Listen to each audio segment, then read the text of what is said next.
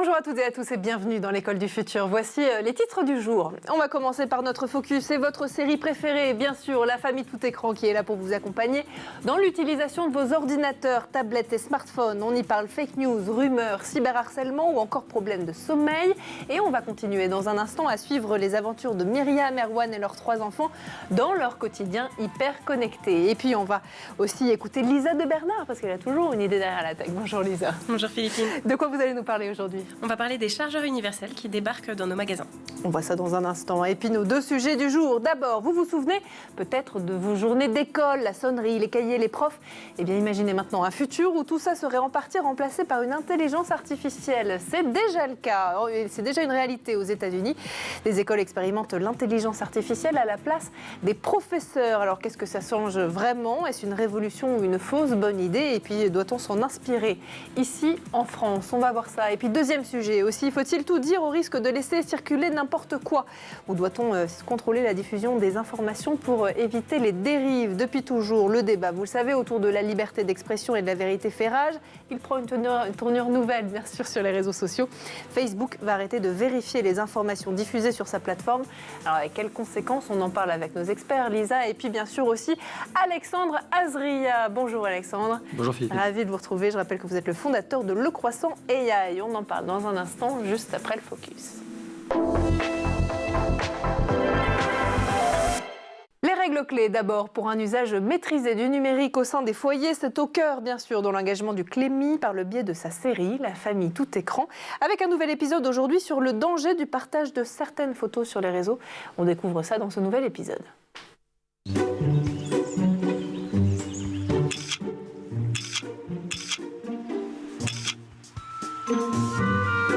Elle est trop belle. On va avoir un max de likes.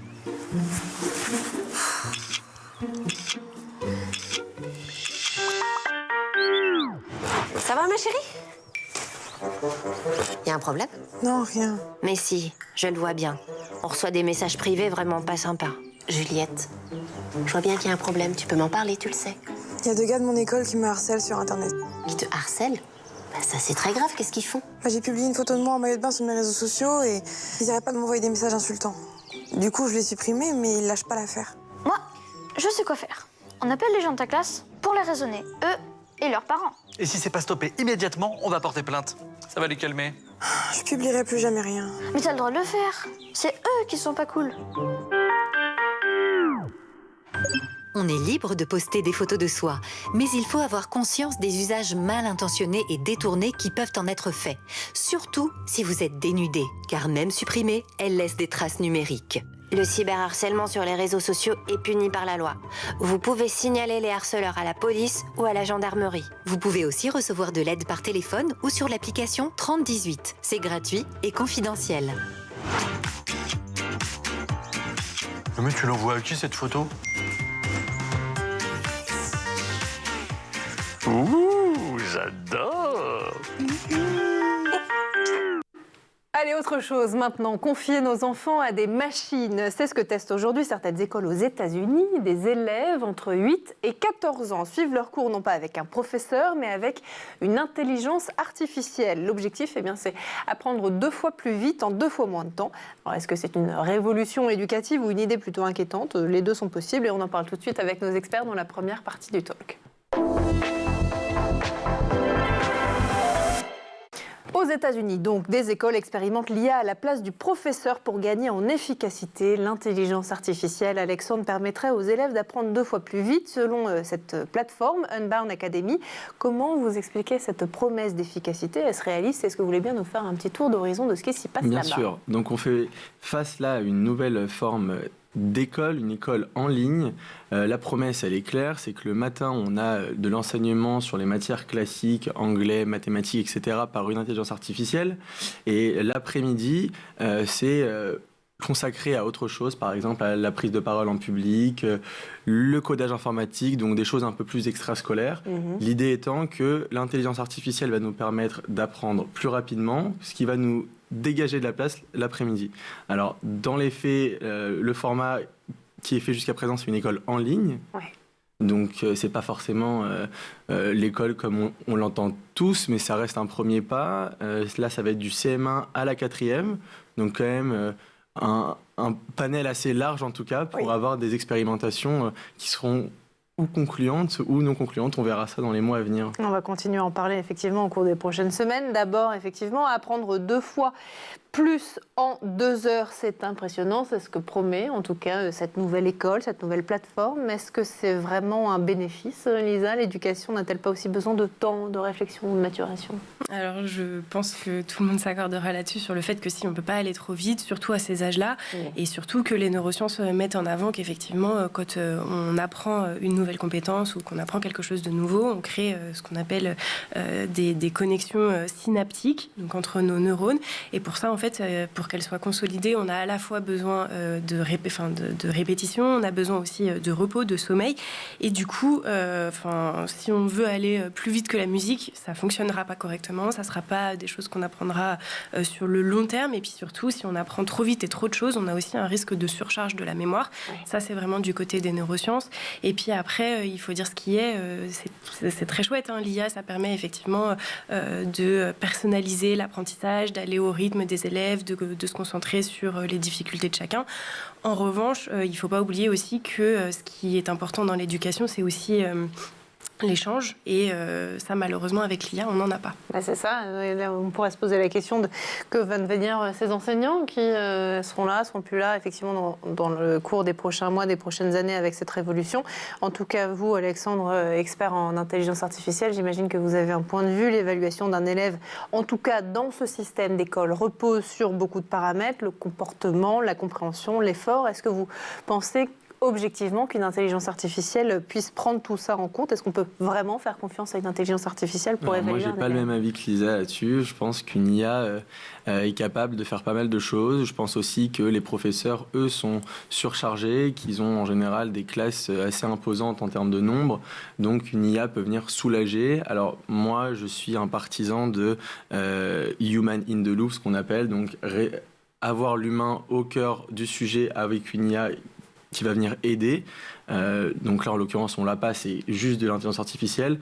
Ça me paraît un peu plus complexe sur ça. Par contre, c'est pas dans nos habitudes parce qu'on n'est pas de cette génération-là, mais les enfants, ce qu'on appelle, qui sont nés entre 2020 et maintenant, donc qui sont entre, on va dire, le CP et le CM2, eux ont été habitués à parler à des IA de manière assez naturelle, au final. Moi, j'ai une petite sœur qui parle à une IA comme si elle vous parlerait à vous.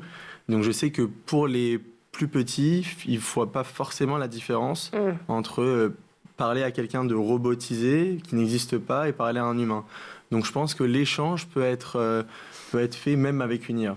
Après, moi, si on revient particulièrement sur le volet de l'évaluation, en revanche, là, je trouve qu'on ne peut pas faire une confiance absolue à l'IA dans la mesure où elle est tout à fait capable de prendre en considération des données très objectives, une réponse correcte, ou alors le temps qu'on a passé à faire telle ou telle tâche. En revanche, sur des choses un petit peu plus abstraites, comme l'effort qu'on y a mis, toutes les différentes nuances qu'il y a dans l'apprentissage d'une compétence, ça, l'IA, pour l'instant, elle n'est pas en mesure de le quantifier et de manière qualitative. Alors très certainement que ça finira par arriver. Il y a des recherches qui sont déjà en cours sur le sujet, mais en tout cas, à l'instant T, je pense que se fier à une IA pour évaluer des enfants dans l'éducation, c'est complètement... c'est pas possible. C'est encore trop tôt. Ouais. Est-ce qu'on a des informations, Lisa, sur le coût de ces écoles nouvelle génération? On imagine que c'est particulièrement coûteux. Oui, forcément, c'est coûteux et c'est ce qui pose des questions pour pouvoir étendre ce type de technologie dans notamment la sphère publique, puisque aujourd'hui, c'est une école privée qui s'est dotée de ce type d'outils.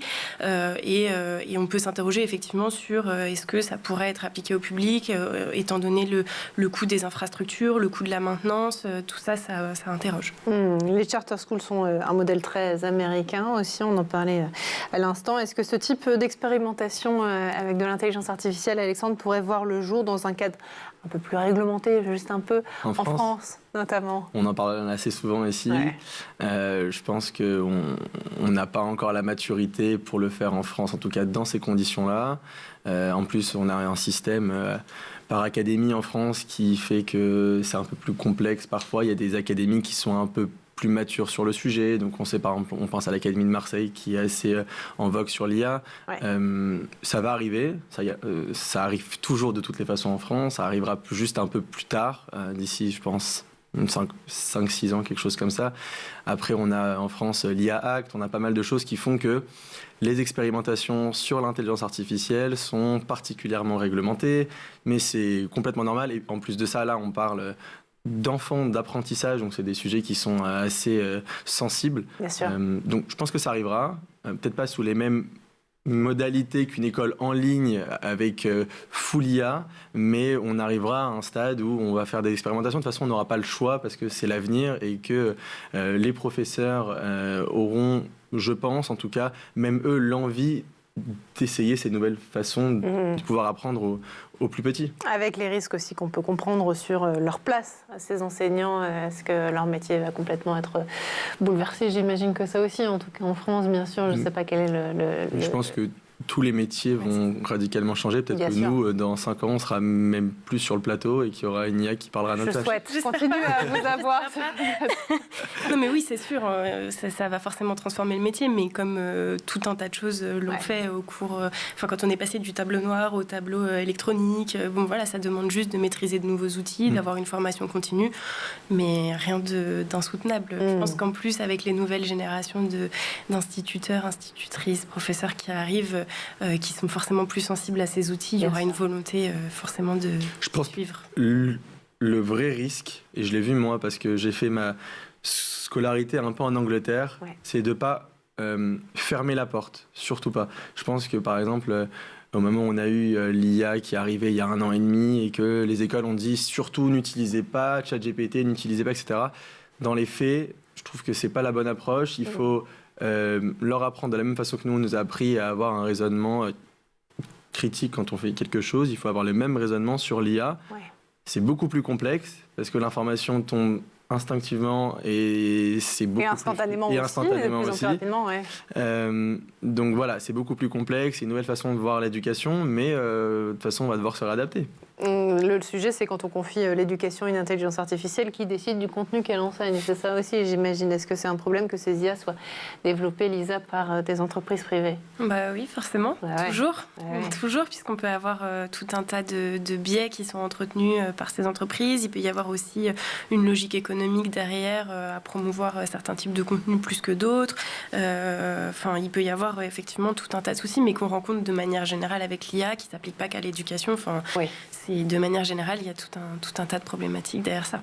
Bon, on va voir en tout cas comment ça évolue, tout ça, notamment en Arizona, donc aux États-Unis, au cours des prochains mois. Avec vous, vous serez là, je vous le promets. Vous ne serez pas remplacé d'ici la fin de la saison par une intelligence artificielle. Je ne le souhaite pas en tout cas. D'abord, on va aborder un autre sujet ensemble. Et avant ça, on va faire un petit tour du côté de la planète tech. Images et vidéos, c'est le Zap et c'est l'œil de Jean Martineau.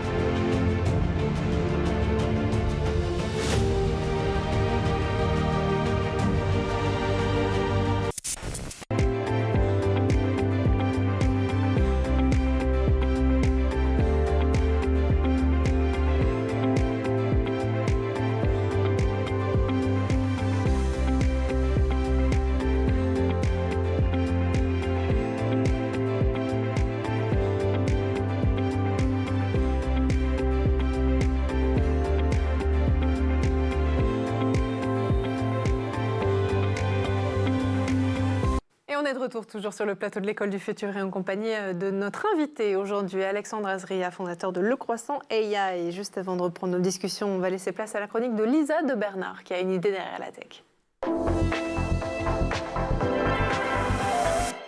En ce début d'année, vous avez pour projet d'investir dans un nouveau smartphone, tablette. Cette chronique est pour vous, puisque justement, depuis le 28 décembre, le chargeur universel est devenu une obligation dans l'Union européenne. Lisa, concrètement, qu'est-ce que ça change pour nous, utilisateurs, et pour les fabricants? Pourquoi ce chargeur universel et pourquoi maintenant? Eh bien, c'est une petite musique qu'on entendait depuis longtemps et le grand jour est enfin arrivé. L'objectif principal de cette réglementation portée par l'Union européenne est double. Déjà, simplifier la vie des utilisateurs, mais surtout réduire les déchets électroniques. Jusqu'à présent, chaque année, ce sont environ 11 000 tonnes de chargeurs qui finissent à la poubelle en Union européenne. 11 000 tonnes qui comportent d'une part, bien entendu, les dispositifs qui arrivent en fin de vie, mais aussi de nombreux autres qui sont inutilisés. Alors avec cette nouvelle norme, les autorités espèrent non seulement diminuer ces déchets, mais aussi encourager une utilisation plus responsable des équipements électroniques. Alors Lisa, à propos de ce chargeur unique, tous les appareils sont compatibles désormais? Alors à l'instant T, pas tous, puisqu'il va y avoir bien évidemment une phase de transition, une période de transition. La norme choisie, c'est le port USB-C, déjà largement utilisé. Il équipe d'ores et déjà de nombreux smartphones, Android, des tablettes également, et même certains ordinateurs sortis récemment. Mais le véritable tournant, c'est qu'Apple, connu pour son port Lightning propriétaire, a dû aussi se plier à cette règle depuis le 28 décembre. Comme vous le disiez, tous les nouveaux smartphones vendus en Europe doivent intégrer un port USB-C. Cela met donc fin à des années de fragmentation du marché et les grands gagnants, bien sûr, de cette équation, ce sont les utilisateurs qui n'auront plus à jongler entre différents câbles pour leurs appareils. Ça, c'est sûr. En revanche, ce n'est pas le seul changement majeur, Lisa, puisque désormais les chargeurs ne sont pas systématiquement inclus à l'achat d'un smartphone. Ça aussi, pourquoi cette décision? Eh bien, c'est un autre volet de cette démarche écologique. Désormais, les fabricants ne fournissent plus automatiquement les chargeurs avec leurs appareils. L'idée est que beaucoup d'entre nous disposent déjà de chargeurs compatibles à la maison et en ajouter un à chaque nouvel achat n'a aucun sens, du moins d'un point de vue purement environnemental. Et cela réduit aussi le coût de production et le prix des appareils, même si, soyons honnêtes, du côté des consommateurs, ça ne se fera pas forcément ressentir. Au contraire, cela pourrait même représenter un coût additionnel si le client n'est pas équipé, pour des sommes allant de 20 à 30 euros pour des chargeurs officiels. Rien que ça, effectivement. Alors, pour revenir sur le cas d'Apple, certains modèles d'iPhone vont disparaître prochainement, c'est ça? C'est bien ça. Apple a décidé de retirer certains de ses modèles les plus anciens, comme l'iPhone 11, de la vente en Europe, puisque ces appareils ne sont pas équipés des ports USB-C et ne sont donc plus conformes à la réglementation. Encore une fois, c'est un véritable tournant pour la marque qui a toujours cultivé un écosystème fermé. Cela dit, Apple a déjà anticipé les nouveaux modèles d'iPhone, notamment le 15, sont déjà équipés d'un port USB-C. Bon, très bien. En revanche, pas de panique pour les détenteurs de produits Apple équipés de ports propriétaires. Les équipements de recharge continueront à être vendus pour le moment, c'est ça. Et quant à cette mesure, reste à savoir, bien sûr, si le reste du monde se rangera aux côtés de l'Europe à l'avenir pour complètement uniformiser le marché. Merci beaucoup, Lisa, en tout cas, pour cette chronique. Et on lance ensemble tous les trois la deuxième partie du talk.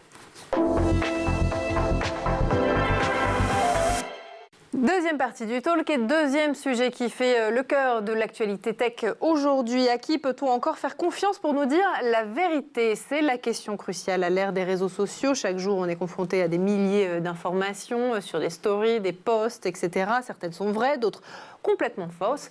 Et le problème, c'est qu'il devient de plus en plus difficile de faire la différence. Jusqu'à présent, les grandes plateformes comme Facebook travaillaient avec des journalistes et des experts aussi pour vérifier certaines publications. C'est ce qu'on appelle le fact-checking.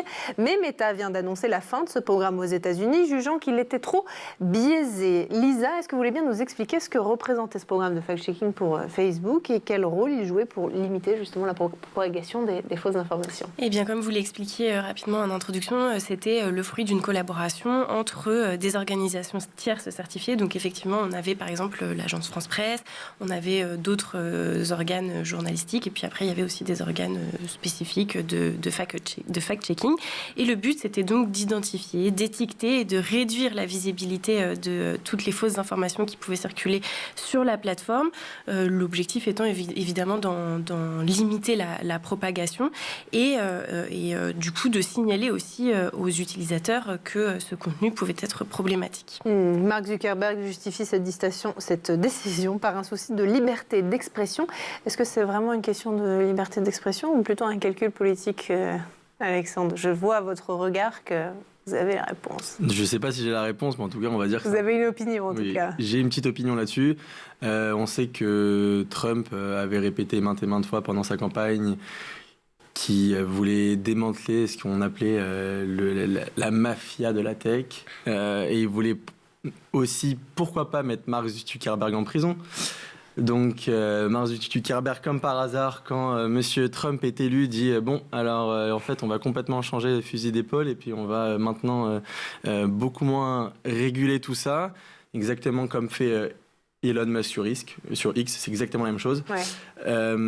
Donc, c'est un calcul qui est pour moi politique. En plus de ça, quand on sait que au board de Meta, on vient d'avoir un proche de Trump en la personne de Dana White, je ne sais pas si vous le connaissez, c'est le président de l'UFC qui font les matchs de boxe, de UFC, etc. Donc c'est un énorme proche de Trump qui est lui très libertarien, etc. Donc qui pousse aussi pour la liberté d'expression en tout genre.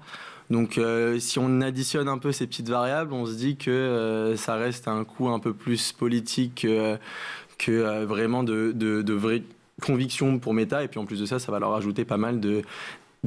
Et les ads, c'est ce qui... la publicité. Oui, c'est ce qui va leur rajouter aussi des revenus. Évidemment. Est-ce que vous voyez aussi, Lisa, dans cette décision, un geste politique de Mark Zuckerberg à l'égard de Donald Trump? Forcément, il y a de ça, parce qu'il y avait toute une pression, comme le disait Alexandre. Il y avait un climat de pression à ce sujet-là, notamment du côté des conservateurs aussi, qui n'avaient de cesse de répéter que le fact-checking opéré sur Meta revenait à faire des fact-checkers, justement, des censeurs idéologiques. Donc je pense qu'effectivement c'était une manière aussi pour Mark Zuckerberg de ralentir un petit peu sur ce sujet-là. Et puis après il y a aussi des considérations économiques, je pense, derrière tout ça, parce que la modération forcément et le fact-checking ça demande de l'argent. Et donc en pariant plutôt sur un modèle participatif, forcément on fait des économies. Donc je pense que c'est un mélange effectivement de politique et d'économie. Ce qu'il faut dire maintenant, c'est que si on poste sur Instagram ou autre des messages anti-LGBT, anti-trans, etc., ce sera plus du tout régulé, à moins que les internautes eux-mêmes le signalent. Alors c'est ça, c'est très intéressant. Meta met en avant un remplacement du fact-checking par des notes de la communauté inspirées de X, anciennement Twitter. Donc c'est un système où les utilisateurs eux-mêmes vont pouvoir... Où en fait on va s'auto-réguler entre nous. Si on pense que le post est malveillant, alors on pourra mettre une note, et au bout d'un certain temps, si le post a une note en dessous d'un seuil, alors le post sera... régulé d'une certaine manière. Donc en fait, c'est nous qui faisons non pas un fact-checking, mais plus une sensibilisation sur les posts. Mais ça va enlever en rien les fake news. Et comme on sait en plus de ça maintenant qu'avec l'IA de X, on peut faire des choses assez exceptionnelles, je pense qu'on va atterrir dans un climat assez complexe pour les réseaux sociaux là. Voire même dangereux. Est-ce qu'on peut vraiment faire confiance à la sagesse collective des utilisateurs pour vérifier l'information, Lisa? Moi, je pense pas. Très honnêtement, je pense pas, dans la mesure où, justement, en fait, on fait appel à des personnes qui ne sont pas du tout professionnalisées sur le sujet, qui sont empreintes de certaines idéologies. On peut avoir une polarisation du discours. En plus, il faut le dire, aujourd'hui, avec les algorithmes, on peut faire circuler les informations d'autant plus rapidement. Donc, ça va forcément amplifier ce système de désinformation. Et puis, il y aura personne, en fait, derrière pour revérifier et dire « Oula !» Là, la situation, elle prend un tournant qu'on n'avait pas du tout prévu. Donc, non, je pense que ça va être très problématique à l'avenir. Et en plus, on peut rajouter à tout ça que Meta est une entreprise en bourse. Et pour une entreprise en bourse, c'est assez bizarre de faire ce genre de move parce que ils ont des investisseurs, ils doivent rendre des comptes, c'est un gros risque, et c'est un enjeu stratégique pour eux parce que s'il y a le moindre bad buzz qui arrive à cause de ça, ça va faire chuter leur action instantanément, qui a déjà commencé un peu à chuter. Donc je pense que même d'un point de vue économique, à mon avis, c'est pas super clair. Sachant qu'au-delà de cette annonce, Mark Zuckerberg annonce aussi déplacer ses équipes de la Californie vers un État plus conservateur. Donc on imagine effectivement qu'il y a une décision politique derrière ça. En revanche, si on retourne en France, la ministre du Numérique a rassuré sur le fait que la France n'est pas concernée pour le moment. Lisa, doit-on s'attendre à ce que Meta finisse par appliquer finalement cette décision en Europe, ou est-ce que c'est simplement une question de temps avant que l'Europe ne soit touchée? Est-ce qu'on a encore un peu de voilà, un peu de temps, exactement. Je pense que c'est comme à peu près toutes les tests qu'ils font. Effectivement, ça a vocation après à le développer à d'autres pays. En revanche, si on se concentre spécifiquement sur le cas de la France, on n'a de cesse de le répéter ici, je pense à chaque émission, on est quand même très protégé par tout un tas de réglementations, notamment le DSA. Voilà, on a des obligations très strictes en matière de modération et de transparence. Et force est de constater que si Meta était amené à importer ce type de réglementation en France, de passer aux notes, on aurait forcément il y aurait un non-respect en fait des obligations, et donc il y aurait forcément des conséquences, notamment le fait qu'ils puissent s'exposer à des amendes qui vont jusqu'à 6% du chiffre d'affaires mondial, le fait qu'ils puissent être suspendus et avoir une interdiction d'opérer sur le territoire. Donc on peut se dire qu'en tout cas, la France et plus largement l'Europe a encore un levier pour pouvoir repousser cette mesure. Cette fonctionnalité. Sachant aussi que la désinformation sur les réseaux sociaux a eu un impact majeur sur plusieurs élections récentes. Est-ce qu'on doit craindre aussi, Alexandre, par exemple, une influence encore plus forte lors des prochaines échéances électorales ? Moins de modération égale égale beaucoup plus de liberté pour tout le monde, et donc forcément qu'on va pouvoir influer sur que ce soit les élections ou autres d'ailleurs. Si on a encore une vague, je sais pas moi, une épidémie, les complotistes vont pouvoir encore plus se jouer des réseaux sociaux. Maintenant, moi je pense juste une chose, c'est qu'il faut qu'on fasse très très attention en Europe. Parce qu'au fur et à mesure, j'ai l'impression qu'on est en train de se refermer un peu sur nous-mêmes. Alors oui, le monde prend un tournant assez particulier. Et puis, surtout aux États-Unis, maintenant, c'est très libertarien. On peut faire un peu tout et n'importe quoi. Mais il ne faut pas non plus qu'on se referme et qu'on se replie sur nous-mêmes, parce qu'on ne sera pas capable après de résister en fait à cette vague qui arrive des États-Unis. Avec Trump à la présidence, on sait qu'il veut ramener les capitaux étrangers aux États-Unis en plus de ça. Donc il va, je pense, avoir des aides beaucoup plus importantes pour les investisseurs étrangers. Donc pour nos startups, pour notre écosystème tech et même notre économie globalement, je pense que ça va être 5 ans qui vont être assez complexes, et il va falloir naviguer un peu de manière stratégique pour éviter de se retrouver dans 5 ans dans un monde où en fait on est entre un peu un rideau de fer, la France versus l'Europe même versus les États-Unis, parce que là ça va devenir un peu compliqué. Sachant que Donald Trump affirme avoir probablement influencé la décision de Meta, est-ce qu'on peut croire à cette influence directe ? On ne sait pas, en tout cas, réponse dans les prochaines semaines, les prochains mois, vous serez là pour en parler. Merci en tout cas à tous les deux d'avoir été parmi nous. Alexandre d'abord, je rappelle que vous êtes le fondateur de Le Croissant AI. Merci à vous aussi, Lisa, d'avoir été notre chroniqueuse aujourd'hui. Merci au producteur de cette émission, Édouard Deniot. Merci à vous aussi de nous avoir suivis. Et puis nous, on se retrouve comme tous les jours, dès demain, dès 12h30 et toujours sur School TV. D'ici là, passez une très très bonne journée.